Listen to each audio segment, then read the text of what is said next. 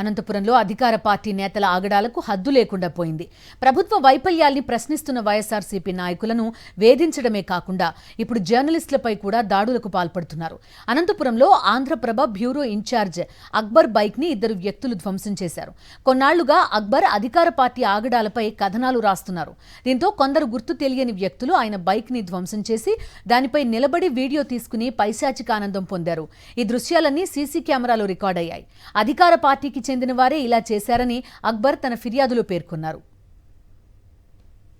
రాజకీయంగా కానీ జిల్లాలో ఉన్నటువంటి రాజకీయ నాయకులతో కానీ అందరితో కూడా నాకు మంచి సౌహృద వాతావరణంతో మంచి మిత్రత్వం ఉంది. అయితే అనేక సందర్భాల్లో నేను వార్తలు రాసిన క్రమంలో ఎటువంటి వార్తలు రాసినా వాళ్ళు పాజిటివ్గా తీసుకొని దాని మీద సలహాలు ఇవ్వడము, తర్వాత అన్న ఇట్లా లేదు అట్లా అని చెప్పేసేవాళ్ళు. ఈ మధ్యకాలంలో గడిచిన కొన్ని రోజులుగా ఈ రాష్ట్ర ప్రభుత్వంలో ప్రధానంగా అనంతపురం ప్రాంతంలో జరుగుతున్నటువంటి వ్యవహారాల మీద వార్తలు రాస్తున్న నేపథ్యంలో కొంత బెదిరింపులు చేయడము ఇవన్నీ కూడా వస్తున్నాయి. ఇది కరెక్ట్ అయిన పద్ధతి కాదు.